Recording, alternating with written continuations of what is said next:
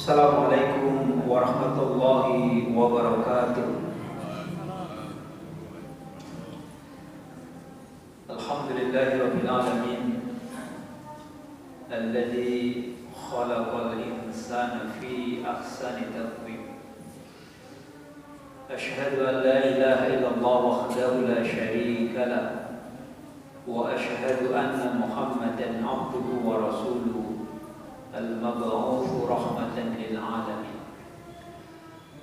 Allahumma shalli wa sallim wa barik ala nabiyyil ummiyil karim Muhammadin wa ala alihi wa ashabihi wa man tabi'ahum bi ihsanin ila yaumiddin, amma ba'd.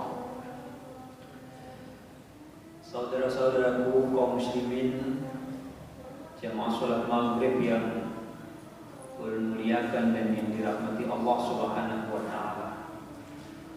Alhamdulillah, kembali kita dipertemukan di dalam majelis yang mulia ini. Semoga melalui majelis ini Allah Subhanahu wa taala memberikan kita ilmu yang bermanfaat sekaligus memudahkan bagi kita untuk menuju dan memasuki surganya Allah Subhanahu wa taala. Amin ya rabbal alamin. Jemaah sekalian yang dimuliakan Allah Subhanahu wa taala, subhanallah, maha suci Allah alladzi khalaqal insana fi ahsani taqwim, yang telah menciptakan manusia dalam bentuk yang sebaik-baiknya, dalam bentuk yang sempurna. Kesempurnaan manusia diciptakan oleh Allah Subhanahu wa taala yang memiliki dua dimensi atau unsur, unsur jasmania dan unsur rohania. Allah ciptakan nafsu, Allah juga ciptakan akal. Ya, karena dengan akal itu nanti yang akan membimbing nafsu kita. Allah menciptakan kita, juga kita diberikan ya, berbagai macam potensi yang akan mendukung keberlangsungan hidup kita. Tangan, mata, telinga, semua panca indera. Jadi kita mengucapkan subhanallah, Allah telah menciptakan manusia dalam bentuk yang sesempurna mungkin, dalam bentuk yang sempurna. Summa radadnahu asfala safilin, kemudian mereka manusia itu akan dikembalikan atau akan dimasukkan ke tempat yang rendah, dalam ini yaitu neraka.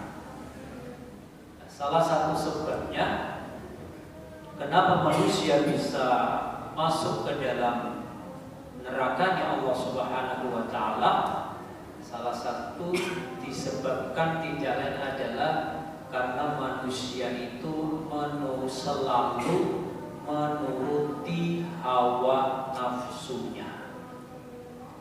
Nah, inilah yang akan kita sampaikan ya, beberapa pertemuan yang telah lewat masih berkisar tentang kenapa manusia sangat sulit sekali untuk istiqomah di dalam melakukan perintah Allah Subhanahu wa taala atau di dalam melakukan ketaatan kepada Allah Subhanahu wa taala. Maka salah satu yang ketiga, yang pertama, kedua, sudah ketiga, yaitu karena di dalam diri kita ini ada yang namanya hawa nafsu. Karena ada hawa nafsu. Bapak Ibu sekalian yang memuliakan, sadar atau tidak, setiap hari di dalam diri kita itu terjadi pertempuran antara nurani versus nafsu. Jadi setiap hari di dalam diri kita ini terjadi pertempuran antara hati nurani kita melawan hawa nafsu. Nah, siapa yang menang? Ya, kita yang lebih tahu. Kalau masalah hati, masalah jiwa, masalah emosi dan sebagainya, kita pemiliknya ini yang lebih tahu. Orang lain tidak tahu. Karena di dalam diri manusia ada yang namanya hati dan ada juga yang namanya nafsu. Berarti manusia itu pada dasarnya di dalam dirinya itu ada potensi menjadi orang baik atau menjadi orang yang tidak baik. Mau jadi orang yang terpuji atau bisa juga menjadi manusia yang tercela. Jadi orang yang baik, memiliki akhlak yang mulia, atau menjadi orang yang memiliki akhlak mazmumah. Masing-masing punya potensi. Nah, ketika diri ini supaya bisa menjadi potensi yang baik itu bisa muncul, Allah kasih kita bala tentara. Tentaranya apa? Ya, salah satunya ya Al-Quran dan Al-Hadis atau Sunnah. Nah, itu bala tentara kita yang akan menjadikan potensi kebaikan di dalam diri kita itu betul-betul mampu kita wujudkan. Maka kita diberikan alat, ya, diberikan instrumen, ibaratnya diberikan senjata untuk mengalahkan potensi yang tidak baik di dalam diri kita tadi itu. Pertama dengan Al-Quran dan Sunnah. Yang kedua, Allah berikan kita ulama. Ya, karena dengan alim ulama itu kita bisa mengetahui mana yang baik, mana yang buruk, mana yang halal, mana yang haram.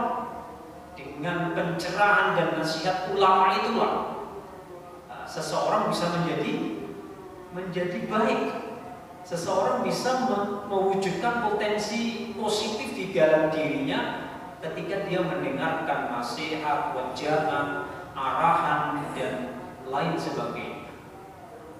Termasuk juga Allah berikan kita akal, Allah berikan kita hati. Itu juga potensi yang bisa mengarahkan kepada kebaikan. Termasuk juga Allah memberikan senjata dengan mengirimkan makhluknya yang bernama malaikat. Jadi malaikat itu istilahnya sering disebut sebagai mulhid, ya, mulhid, yang selalu membisikkan kita kebaikan. Nah, itu potensi-potensi senjata-senjata yang kita miliki supaya kita bisa memunculkan potensi positif di dalam diri kita. Di samping ada potensi positif dalam diri kita, juga ada potensi negatif. Nah, faktor-faktor yang menyebabkan kita ini mudah mengikuti potensi negatif kita lalu menjadi orang yang tidak baik. Di situ ada yang pertama namanya nafsu. Khususnya nafsu ammaratun bisu. Karena nafsu ammarah, nafsu itu memang ya selalu cenderung mengajak, menyuruh, memerintahkan kita, memotivasi kita supaya kita melakukan kemungkaran, tindakan keji, mungkar dan lain sebagainya. Khususnya di sini adalah nafsu ammaratun bisu. Semua kita punya nafsu. Kemudian yang kedua, ya, senjata musuh, ya, yang menjadikan potensi negatif kita bisa muncul adalah karena di situ juga ada yang namanya syaitan. Syaitan itu sebutannya, sifatnya, makhluknya itu ya jin, iblis. Jin, iblis itu sama, ya, sama diciptakan dari api. Wa khalaqal janna min marijim min nar. Cuma iblis itu kalau manusia itu mungkin orang kafir, karena iblis itu gembongnya jin. Sementara jin itu masih ada yang muslim, ada yang kafir. Dalam Quran surah jin itu di situ dijelaskan. Ada jin itu yang muslim, ada yang kafir. Tapi kalau syaitan itu sifatnya. Jadi orang yang berbuat tidak baik lalu disebut syaitan, perilakunya sifatnya. Makanya ada di dalam minal jinnati wan nas, ya, jin atau syaitan itu ada yang dari jin yang memang jin yang diciptakan dari api, atau minan nas, yaitu manusia yang memiliki sifat dan perilaku seperti perilakunya jin, kan? Itulah yang yuwaswisu fi sudurin nas, yang selalu menggoda kita, ya. Mungkin bisikan, ya, kita bisa merasakan ya, ketika kita sudah mau mau rajin, mau bangkit untuk menunaikan sholat subuh, ada itu bisikan yang waktunya masih lama, pulang, gak usah bangun, harinya dingin. Itu sebenarnya pertempuran antara hati nurani kita dengan nafsu yang telah dibisiki yuwaswisu fi sudurin nas, yang telah ditiupkan oleh syaitan, oleh jin tadi itu ke dalam jiwa kita. Nah, kalau di dalam pergaulan ya bisa saja itu. Aku mau sholat dulu ya. Wah, sok alim ya, sok rajin. Nanti saja baru ada. Nah, itu bisa jadi itulah bentuk-bentuk dari minal jinnati wan nas tadi, bisa memunculkan potensi negatif di dalam diri kita ini keluar. Bapak Ibu sekalian yang Allah muliakan, jadi sudah tadi kita sampaikan bahwa salah satu faktor yang menghalangi kita untuk memunculkan potensi positif di dalam diri kita agar kita menjadi hamba yang beriman, yang taat kepada Allah di dalam melaksanakan perintahnya tadi, karena ada faktor potensi yang negatif di dalam diri kita yang bernama hawa nafsu tadi. Apa itu hawa nafsu? Menurut Al-Imam Ibnu Qayyim Al-Jauziyah, kata beliau, hawa nafsu itu adalah al-hawa mailu tab'i ila ma yulaimu. Jadi hawa nafsu itu adalah jiwa yang cenderung terhadap apa yang dia sukai. Artinya ya kehendak, keinginan.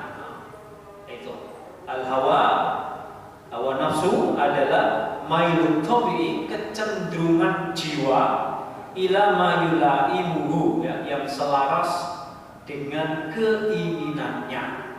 Itulah hawa nafsu. Jadi kalau kita cenderungnya keinginannya apa, ya itulah hawa nafsu kita.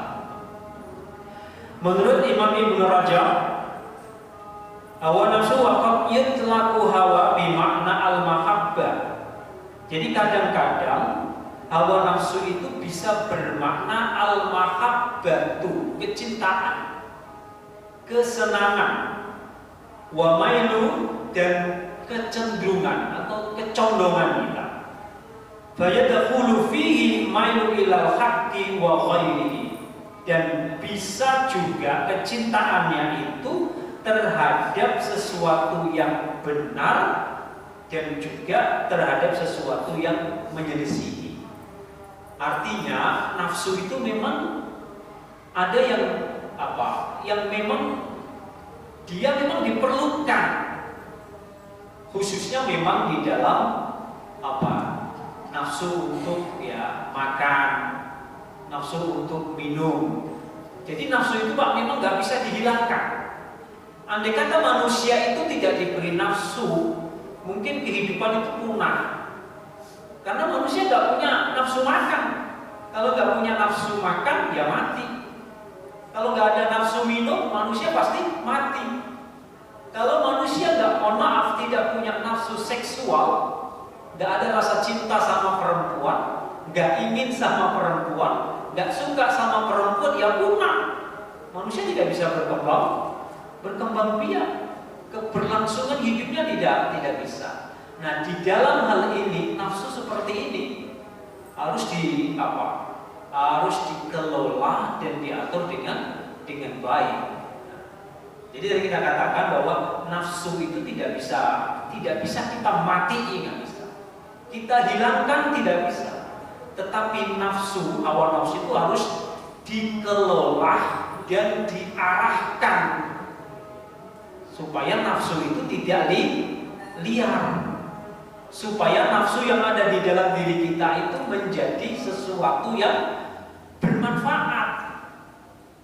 Makanya nafsu itu ada yang mengibaratkan, seorang ulama mengibaratkan hawa nafsu itu seperti seekor kuda laki-laki yang gagah.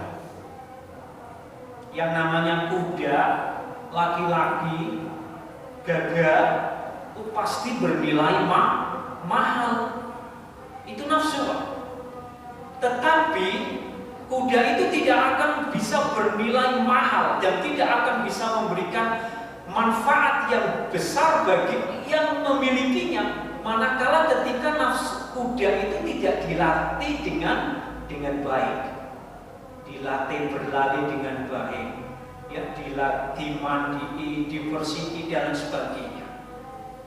Kalau tidak diperlakukan seperti itu, berarti kuda yang laki-laki yang gagal sebagainya tidak akan punya nilai, tidak punya nilai jual, dipandang juga mungkin gak enak dan sebagainya, karena dia gak pernah dilatih, ya. Atau dia dilatih tetapi yang melatihnya yang tidak baik, tidak pengalaman dan sebagainya, sehingga kuda ini seharusnya bisa menjadi bermanfaat, malah gak jadi bermanfaat. Nah, ini itu lebih mudahnya bagi kita untuk memahami tentang nafsu tadi itu. Seperti itulah nafsu, gak bisa kita mati, tapi harus kita manage, kita atur, kita kelola, kita arahkan, kita bimbing supaya dia tetap mengikuti apa yang diperintahkan dan digariskan oleh Allah Subhanahu wa Ta'ala. Jamaah sekalian yang dimuliakan Allah Subhanahu wa Ta'ala, dengan demikian apakah nafsu itu selalu tercela? Tergantung. Kalau memang kita punya nafsu terhadap makan, bukan tercela. Kalau kita punya nafsu terhadap istri kita, wajar, bukan sesuatu yang tercela. Nah, kapan nafsu itu menjadi tercela? Ketika dia liar, senang, maaf pada istri orang lain, ya Pak, senang dengan sesuatu yang telah diharamkan oleh Allah. Itu nafsu yang ketika itu menjadi tercela. Makanya ada sebuah pertanyaan, ya. Alil hawa madhmumun, apakah hawa nafsu itu tercela? Al-Imam Ibnu Qayyim mengatakan al-hawa listimraril hayat. Jadi pada dasarnya hawa nafsu itu untuk menjaga kelangsungan kehidupan. Pertama, mendorong, ya, untuk mendapatkan apa yang seharusnya dia dapatkan. Mungkin bekerja, dia punya keinginan supaya dia punya harta, lalu dia bekerja, itu gak apa-apa. Hawa nafsu, ya, marah untuk mencegah dari sesuatu yang bisa dia menjadi dilecehkan dan sebagainya. Jadi kadang ada boleh, ya, seorang istri yang kadang sholat, suami diam aja, itu luput. Kita boleh, ya, tapi marahnya tetap para profesional. Yang jelas ketika syariat agama dilanggar, kita nggak boleh diam. Nah, itu termasuk itu sesuatu yang tidak tercela, ya. Kemudian, ya, ketika sesuatu nafsu itu, ya, dari melanggar dari sesuatu yang telah ditentukan oleh Allah, nah baru itulah nafsu nafsu yang tercela. Jadi apakah nafsu itu tercela atau tidak, kita lihat dulu konteks kemana nafsu itu diarahkan. Selama dia diarahkan untuk sesuatu yang memang terpuji dan boleh di dalam agama, maka nafsu tidak tercela. Tetapi ketika nafsu diarahkan untuk sesuatu yang melanggar agama, maka itu tercela. Tetapi ketika orang itu menyebut hawa nafsu saja, memang selalu identik dengan sesuatu yang tidak baik. Itu penyebutannya. Jamaah sekalian yang dimuliakan Allah Subhanahu wa taala. Oleh karena itulah, karena nafsu itu memang cenderung selalu mengajak kepada ammaratun bisu, maka ada celaan. Celaan bagi orang yang mengikuti hawa nafsu. Contoh di dalam Quran surah Al-Furqan. Quran surah Al-Furqan ayat 43 Allah berfirman, "Ara'aita man ittakhadha ilahahu hawahu." Terangkanlah tentang orang yang menjadikan hawa nafsunya sebagai Tuhannya. Afa anta takunu alaihi wakila. Apakah kamu akan menjadi atasnya, yaitu wakil, sebagai wakil atau sebagai penolong. Bapak sekalian yang memuliakan, kalau melihat secara letter terhadap ayat ini itu ngeri, Pak.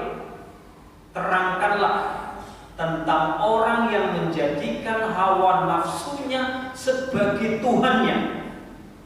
Jadi secara tidak langsung nanti orang-orang yang mengikuti hawa nafsu itu, dia adalah pelaku kesyirikan, karena dia menjadikan hawa nafsunya sebagai Tuhannya.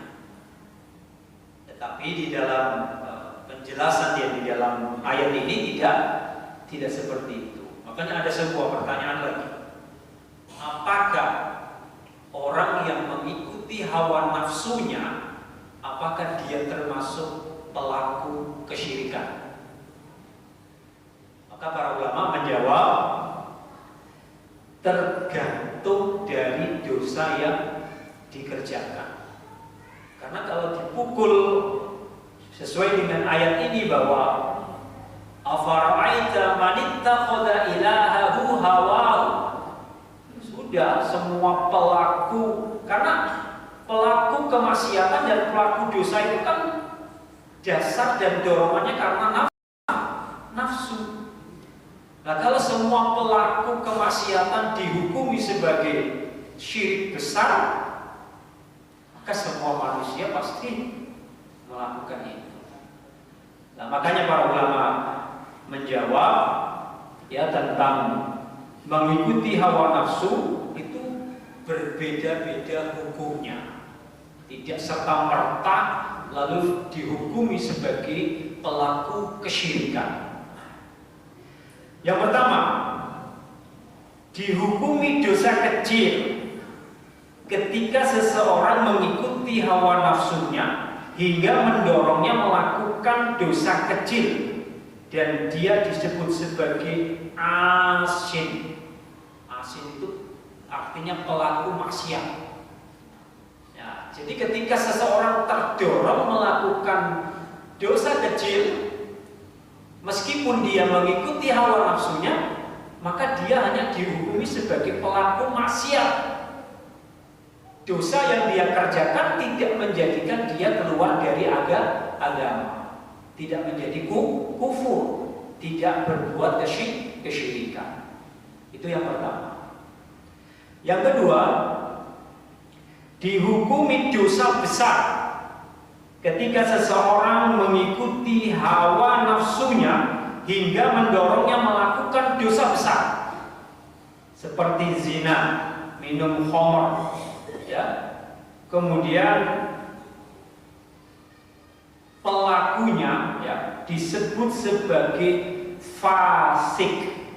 Fasik itu artinya pelaku dosa besar. tetapi dia masih belum keluar dari Islam selama tidak menghalalkan. Orang berbuat zina selama tidak menghalalkan bahwa zina itu halal, maka dia masih dihukumi fasik di dalam pemahaman Ahlussunnah wal Jamaah. Dia dihukumi sebagai pelaku dosa besar. Kemudian yang ketiga, dihukumi sebagai pelaku bid'ah ketika hawa nafsunya mendorong dia melakukan kebid'ahan. Dan inilah pelakunya ini disebut sebagai apa? Mubtadi'. Orang yang suka membuat sesuatu yang baru, atau juga disebut ahlul ahwa, bisa. Orang yang hawa nafsunya selalu suka dengan hal-hal yang baru atau kebid'ahan. Kemudian yang keempat, dihukumi syirik kecil manakala hawa nafsunya mendorong dia untuk berbuat syirik kecil, lalu dia ikuti. Seperti apa? Syirik apa? Seperti riya.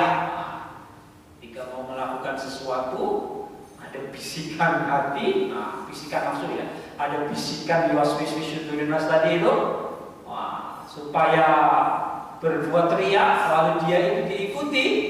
Nah, maka hukumnya adalah dia dihukumi sebagai pelaku syirik kecil, atau juga bersumpah ya, seseorang yang bersumpah dengan nama selain dari Allah, itu juga syirik kecil.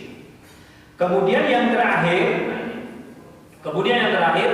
dihukumi sebagai kafir atau syirik besar ketika seseorang mengikuti hawa nafsunya hingga mendorongnya melakukan dosa yang masuk dalam kategori dosa syirik besar, seperti berdoa kepada kuburan, ya, bersikap berlebih-lebihan ya, sampai mengangkat wali ke derajat Tuhan dan lain sebagainya.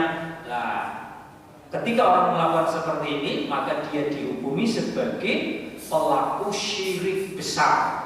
Dan syirik besar itu dihukumi keluar dari agama. Ketika orang itu keluar dari agama, berarti dia menjadi orang kafir. Nah, inilah penjelasan dari para ulama tentang maksud dari ayat Quran surah Al-Furqan ayat 43 tadi itu. Ya, ara'aita, bagaimana pendapatmu, atau terangkanlah kepada kepadaku, manittakhadha ilahahu, tentang orang yang menjadikan hawa nafsunya sebagai Tuhannya ya.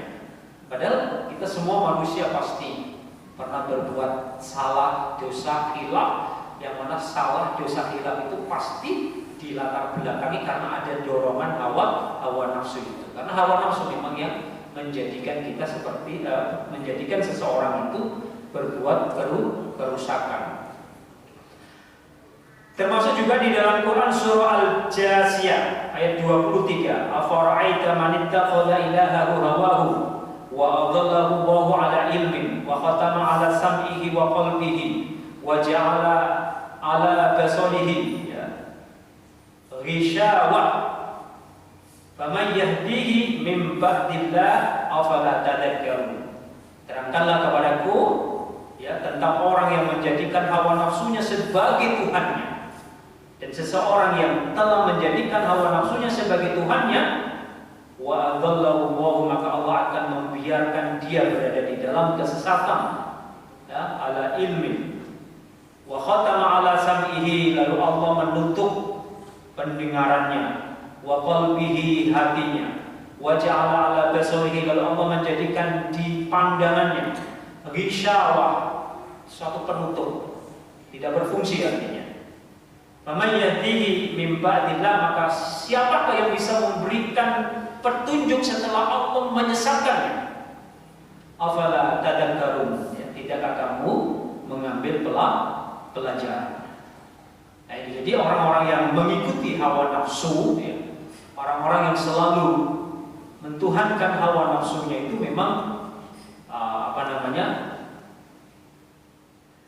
berarti fungsi dari mata, fungsi dari telinga, fungsi dari hati itu memang sudah tidak berfungsi lagi. Nah, sehingga dia mengikuti hawa nafsunya saja. Kemana hawa nafsunya membawa, dia selalu ikuti dan sebagainya. Dan bahayanya, ya tentu berbahaya mengikuti hawa nafsu, tentu berbahaya.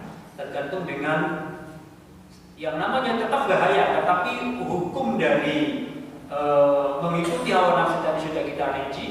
Apakah dia masuk dalam dosa kecil, apakah dia masuk dalam dosa syirik kecil, apakah dia masuk di dalam pelaku bid'ah, apakah dia masuk di dalam pelaku dosa besar, atau kemudian yang terakhir apakah dia termasuk pelaku kekufuran atau syirik besar tadi itu.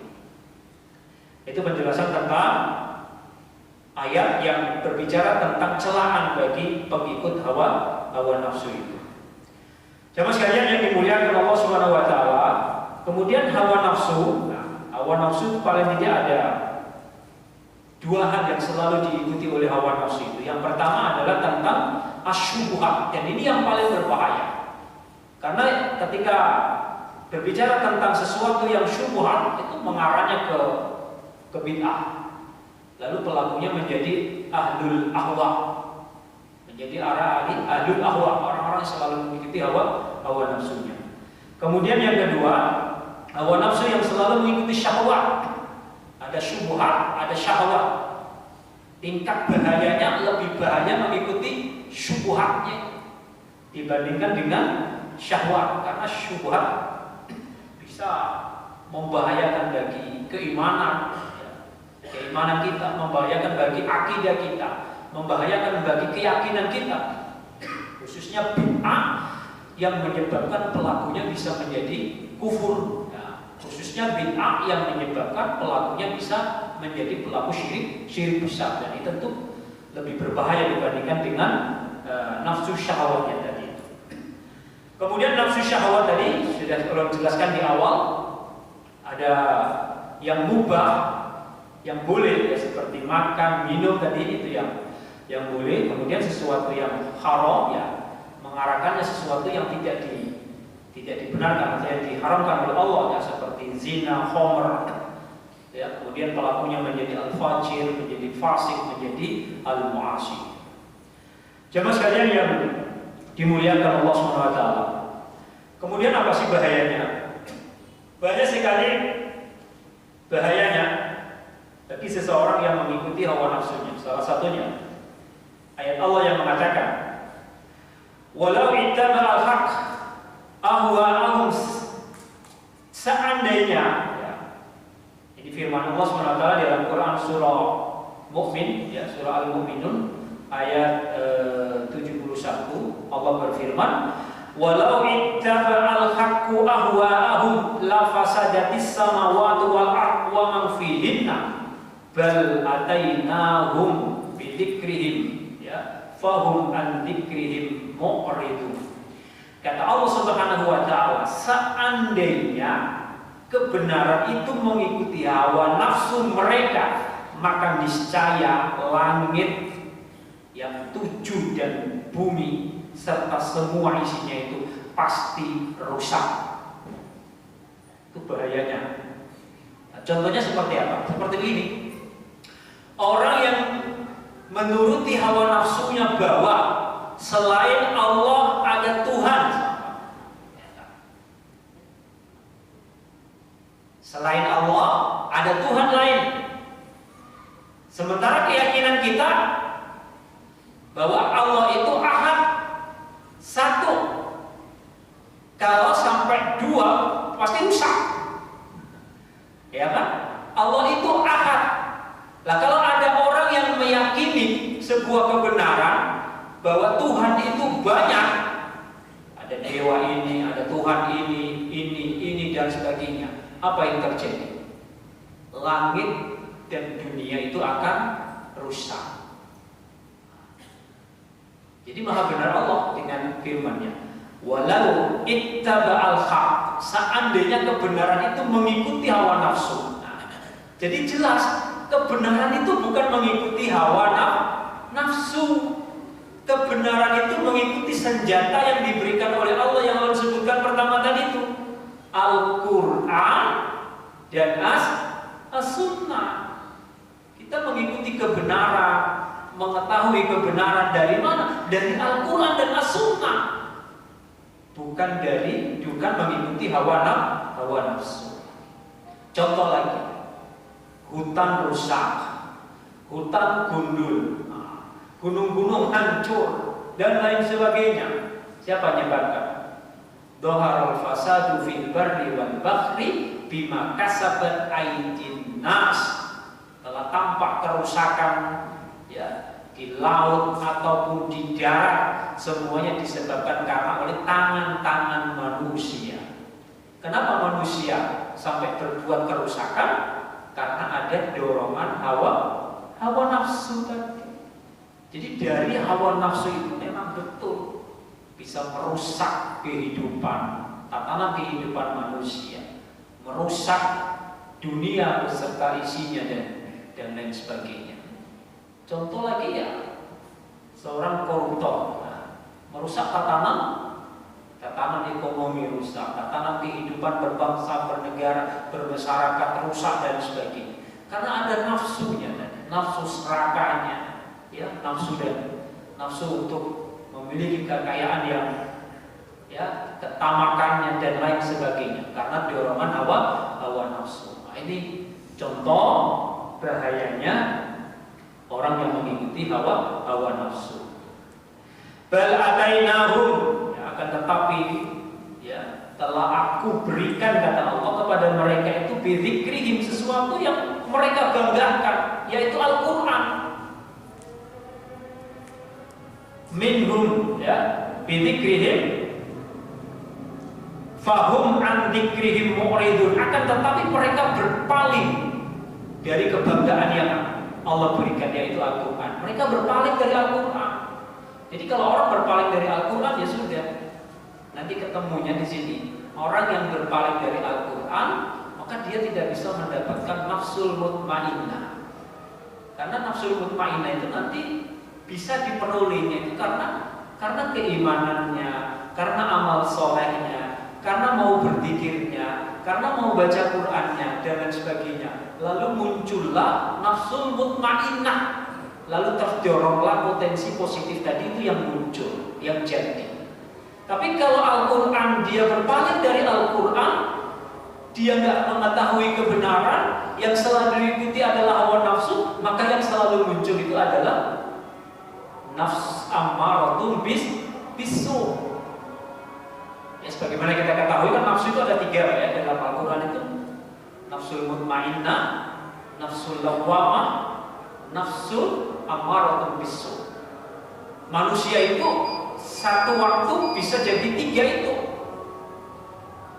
Suatu waktu kita bisa jadi nafsul mutmainnah, suatu waktu bisa menjadi nafsul lawwamah.